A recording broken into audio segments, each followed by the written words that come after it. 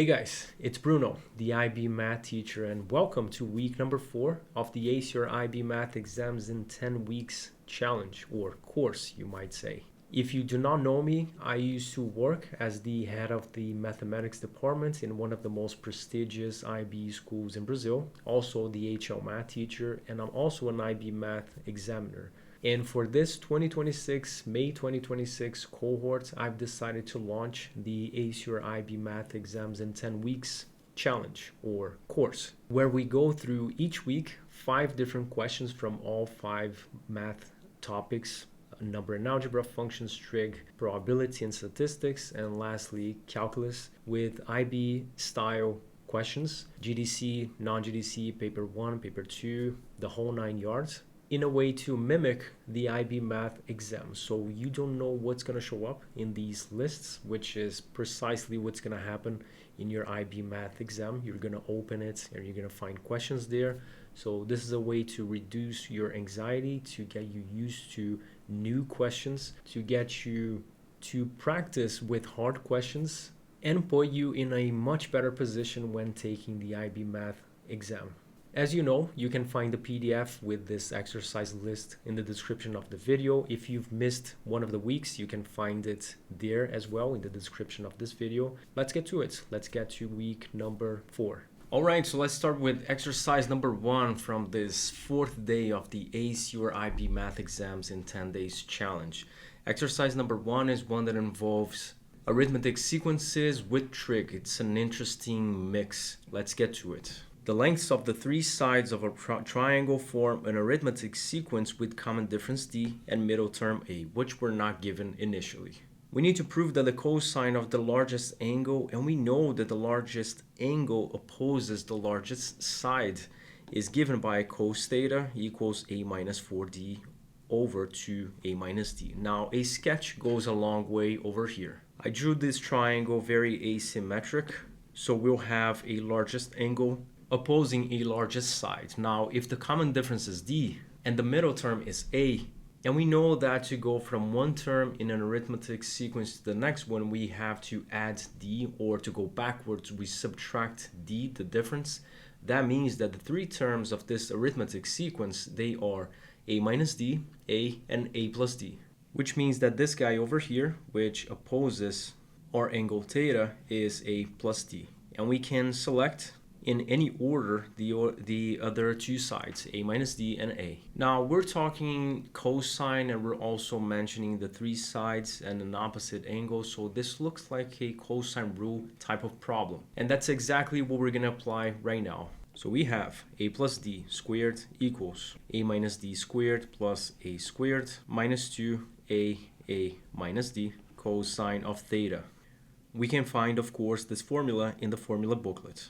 So we have a squared plus 2ad plus d squared equal to a squared minus 2ad plus d squared plus a squared minus 2a minus d cosine of theta. We're not going to FOIL, we're not going to distribute the 2a. And we can simplify these guys.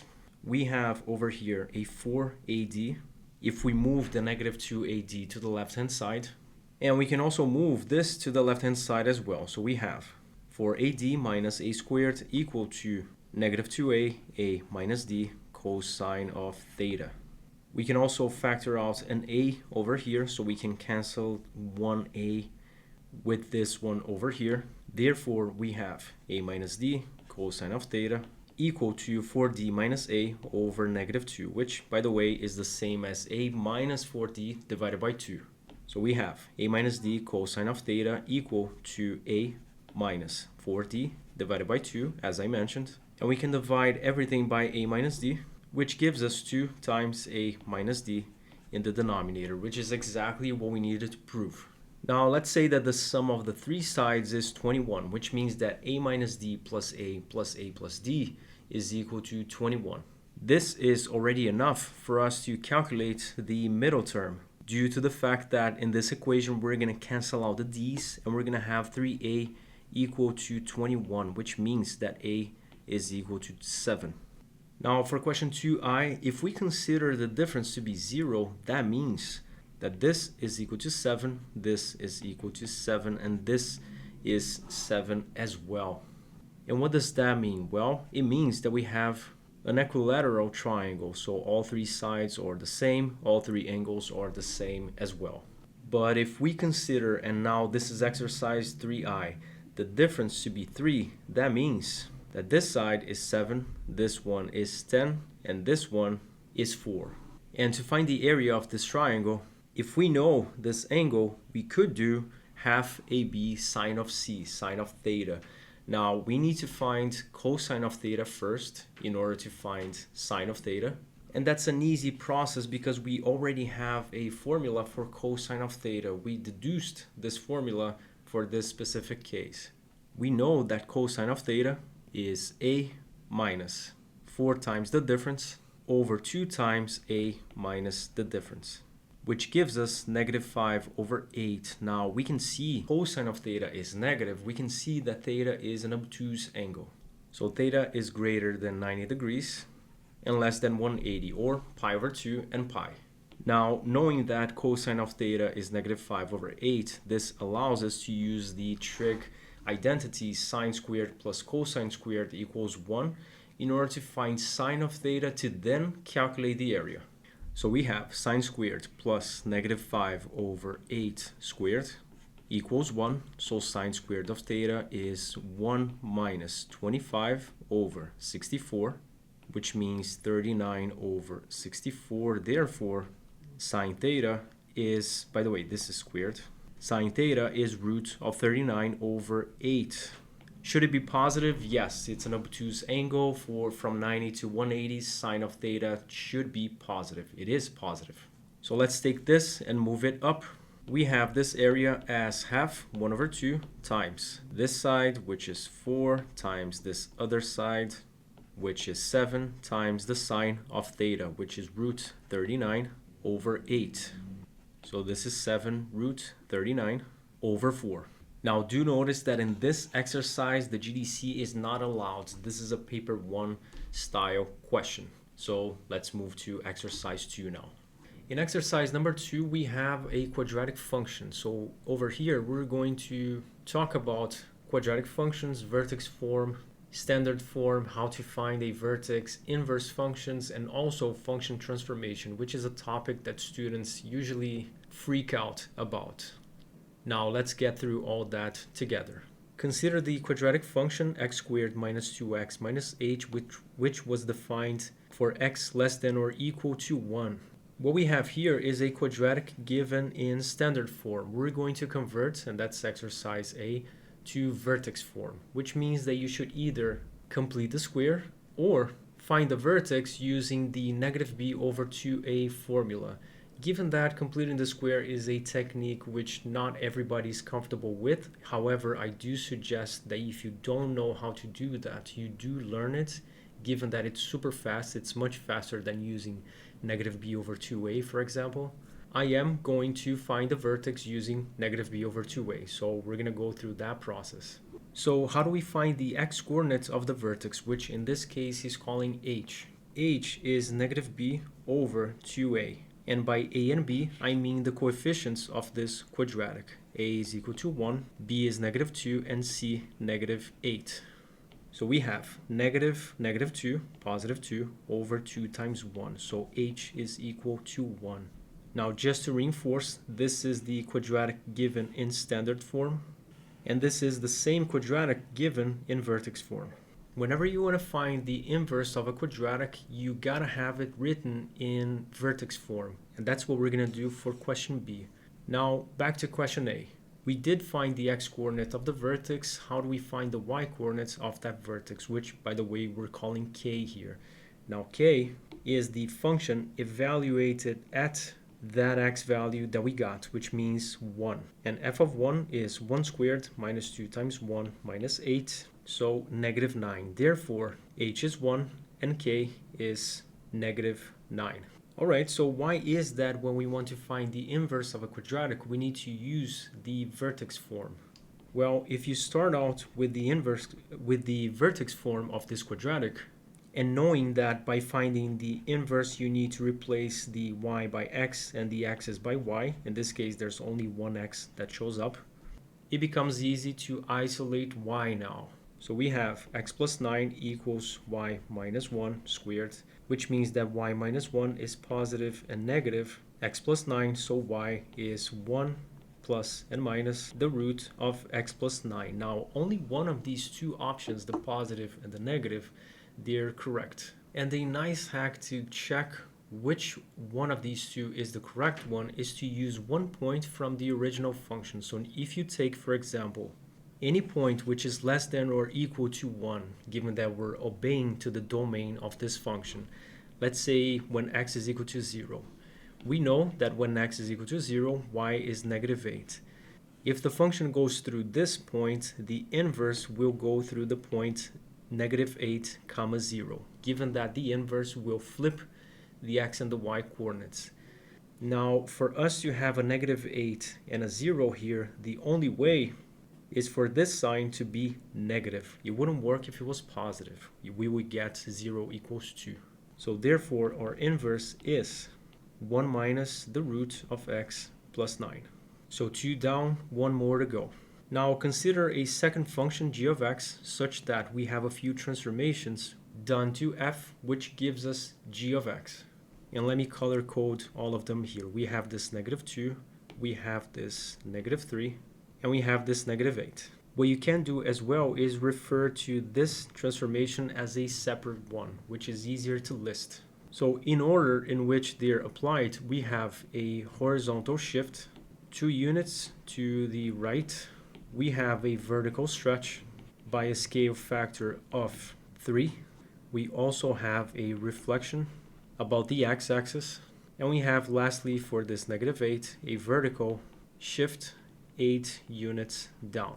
And these are all the transformations in the correct order. Now to find the intersections between f and g, we could or should actually find our g of x first. So negative 3 times f of x minus 2, which means that we take our f of x and substitute x minus 2 over here. Do remember that h is 1 and k is negative 9. So what we're going to have is x minus 3, which is x minus 2 squared minus 9, and all that minus 8, which gives us negative 3 x squared plus 18x minus 8.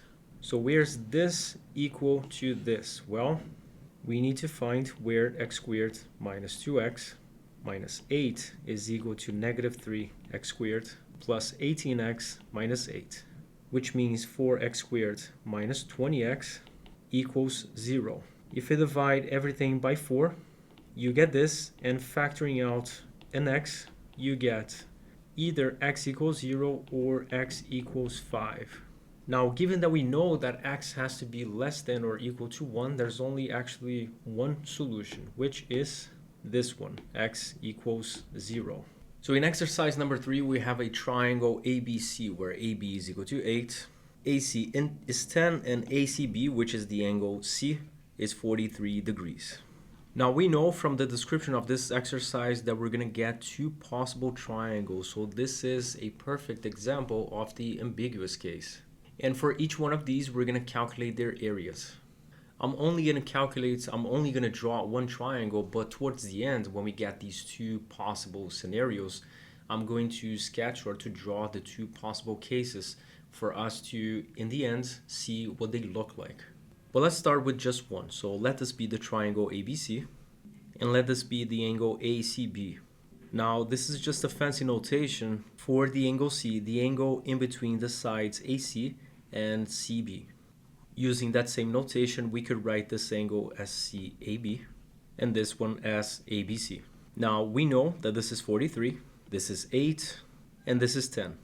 And where does the ambiguous case show up? Whenever we have two sides and a non-included angle, which is exactly the case right here. We have two sides and an angle which is not included in these two sides. Now let's apply the sine rule to find angle ABC now. So we have 10 over sine of ABC, so the side and its opposing angle, equals 8 over sine of 43. And you can write this equation the other way around. Sine of ABC over 10 equals sine of 43 over 8. It will be the same thing. So the sine rule, it could be written like this, given that this is exactly the same. We can cross multiply these signs, which gives us 8 times sine of ABC equals 10 times sine of 43. Make sure that your calculator is in degrees, and you get sine of ABC equal to 0.852 rounded to 3 significant figures. Now do keep the result in your calculator because you're going to evaluate the arc sine and other things such as the area towards the end of this exercise using all the digits possible. Don't round before you actually present the final answer. Keep that number there. Don't clear your screen. Now ABC is the arc sine of 0.852, and as I mentioned, do use all the digits, so you get approximately 58.5 degrees. Now this process right here is exactly where the ambiguous case comes into play. There's not just one solution in this case for a sine of an angle which is 0.852. There are two possible angles that have that sign. And it's easier to see if you build a unit circle. On the horizontal axis, you read cosines of angles. In the vertical one, you read sines. And there are two possible angles whose sine is 0.852 and these sines, or these angles, they are 58.5 rounded to 3 significant figures, but also 180 minus 58.5, which corresponds to this angle right here. So the actual answer is 58.5 or 122 degrees rounded, of course, to 3 significant figures. Now, I cannot stress this enough. Keep these angles there in the calculator. Don't clear your screen. Keep all the digits there because you're going to use it in the next step. Now, let's create these two triangles. The way that this triangle was drawn does look like the first case, which is where ABC is 58.5. So I'm going to use this diagram to illustrate case number 1.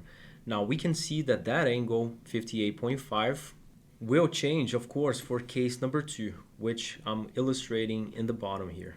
We still have sides 8 and 10, and we still have this angle as 43, but angle B now is an obtuse angle, 122. So the triangle looks roughly like this. If the angles over here are 43 and 58.5, this angle A, which is required for us to find in order to find the area, is 180 minus that. So 180 minus 43 minus 58.48440 ...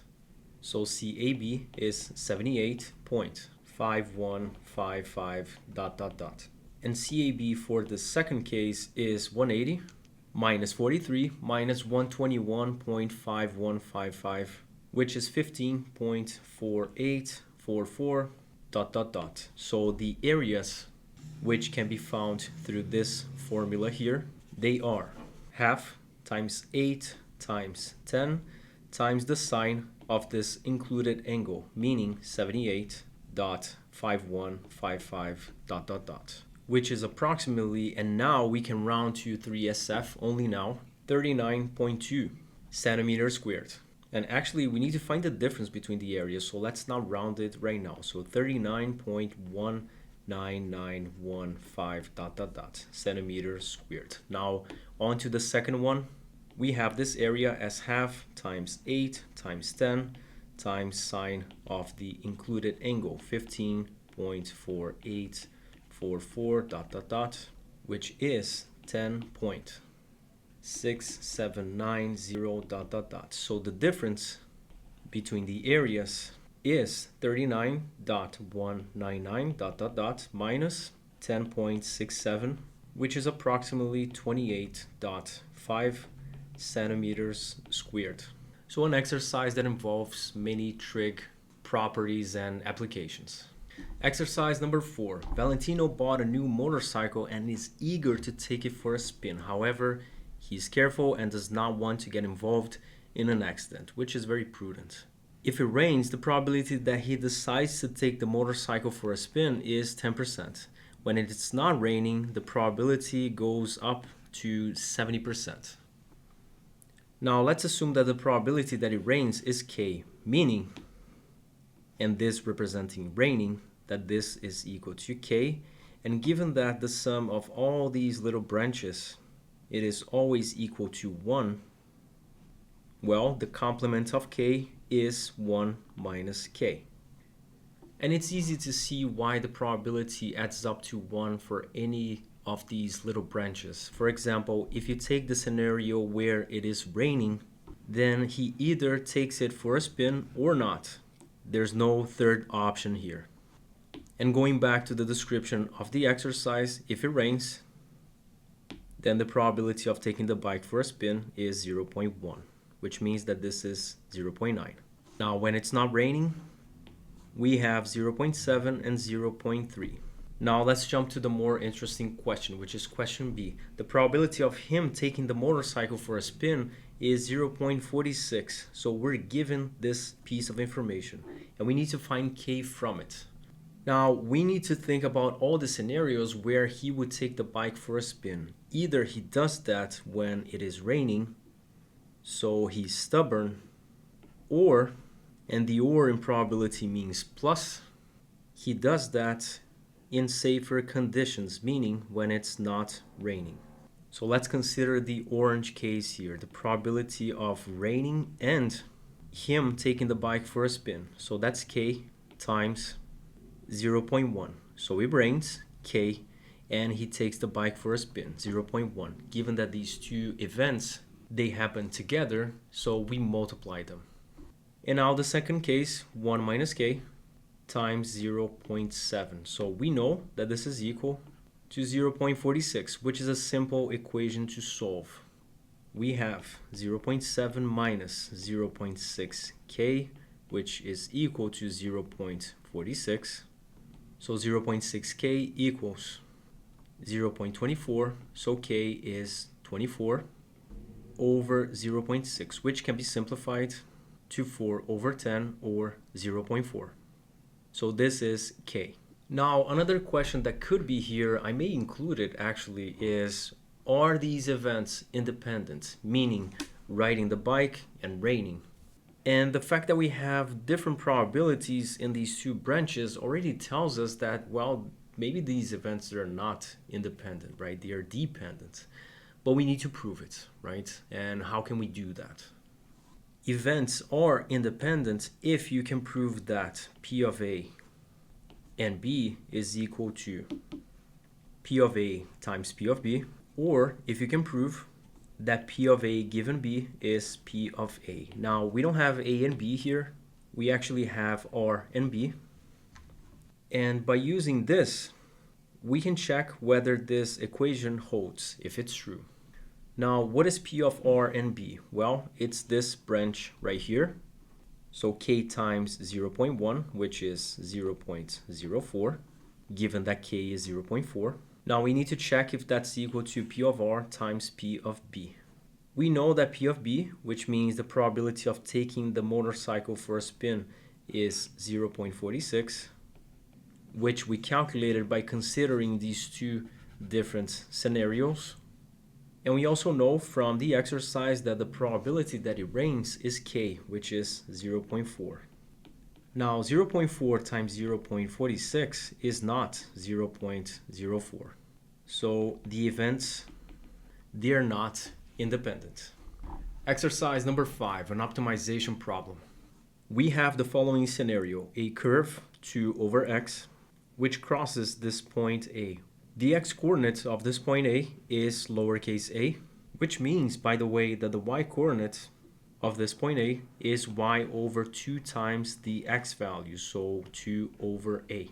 Given, of course, that the function or the graph of this function crosses this point. In question A, we're asked to find the gradient of the tangent to the curve at this point A.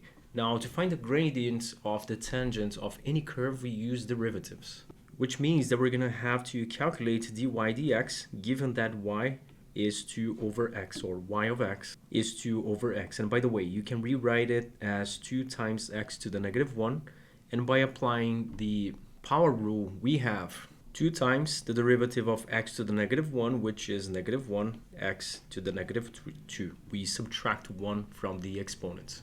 So dy dx is negative 2 over x squared. At the point A, dy dx is equal to negative 2 over the x value of point A squared, meaning negative 2 over a squared. Now this is it for question I, and now we need to come up with the equation of the tangent at that point, which by the way is represented by this red line over here. Knowing that the slope-intercept form of a line is mx plus b, and also knowing that the slope is equal to the derivative at that point, so negative 2 over a squared, we have y equals negative 2 over a squared x plus b. And now we use a point which we know the line crosses, which is point A, which is the point of tangency. We replace the y value of this point over here and the x value over here so we can calculate the y-intercept, which is b. We can cross out a couple of a's here. So 2 over a equals negative 2 over a plus b. Therefore, b is equal to 4 over a. Therefore, the equation of the tangent is y equals the slope, negative 2 over a squared x, plus the y-intercept, 4 over a. Now, if we multiply both sides of this equation by a squared, we get exactly, or almost exactly, what we have in the description of the exercise, because we get a squared y equals negative 2x plus 4 times a. So remember, we're multiplying both sides by a squared, which means that we do get a squared y plus 2x equal to 4a. Now, one thing that we already found was the y-coordinate of point Q, which is the y-intercept. It is equal to 4 over a. We found it over here. And to find point R, given that over here the y-coordinate is 0, we can replace y by 0 and use the equation of the line to find x. So we have a squared times 0 plus 2x equals 4a.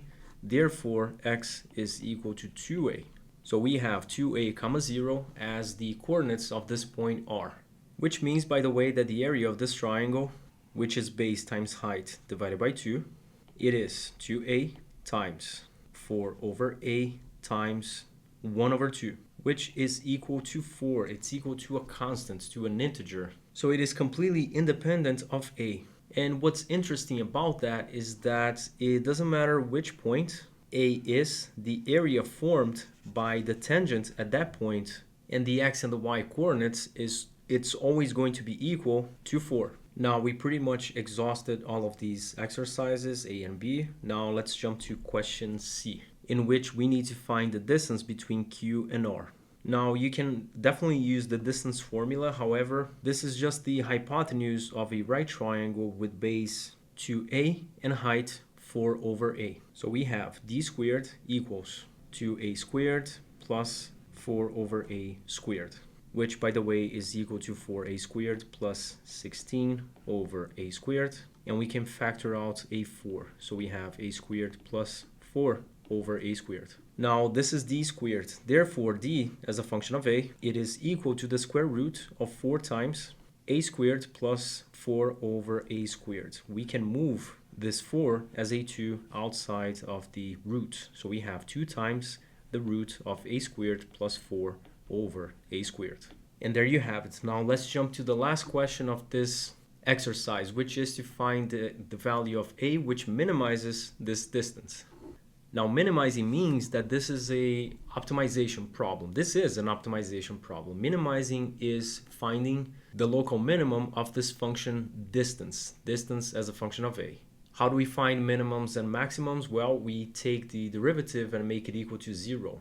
So we need to find where d prime of a is equal to 0. Do know that you could rewrite this as 2 times a squared plus 4 over a squared to the power of half, which is easier to see that we use the power rule followed by the chain rule, which is the derivative of the inside function, a squared plus 4 over a squared. And by the way, the 4 over a squared inside the parentheses can also be written as 4a to the negative 2. So what is d prime of a? It's 2 times the derivative of this, which is 1 over 2. We drop the half. We rewrite the inside function, subtract the exponent by 1, and then multiply by the derivative of the inside function as a function of a. A is our variable now, so keep that in mind. The derivative of the inside function is 2a minus 8a to the negative 3. Remember that over here we are differentiating the inside function, which is this one. Now let this be equal to 0. We have 2 times half, which is 1, and we have a product between two terms, which is equal to 0. Therefore, either a squared plus 4 over a squared to the power of negative half is equal to 0, or 2a minus 8a to the negative 3 is equal to 0. Now let's solve these separately. Let's square both sides over here, which means that we get a squared plus 4 over a squared to the power of negative 1, which is equal to 0. Now, given that this can be rewritten as a to the 4th plus 4 to the negative 1, which we flip, we find its reciprocal. The denominator is always positive, and when cross multiplied by 0 gives us a squared equals 0, which means that a is equal to 0, which is not possible given that a is a positive number. And now this is the second option, so we have 2a equal to 8a to the negative 3. We can divide both sides by 2, so a equals 4a to the negative 3. And given that the right hand side can be written as 4 over a cubed, we can cross multiply and get a to the 4th is equal to 4, which means that a is the 4th root of 4, which, by the way, is the same thing as the square root of 2. Now do notice that I never considered the negative version of this value, meaning negative root 2, because we know that a has to be positive. And that's it. All right, that was week number 4, or list number 4. I do incentivize you to share this material and the YouTube video also with your colleagues so you guys can study together. And I'll see you next week in week number 5.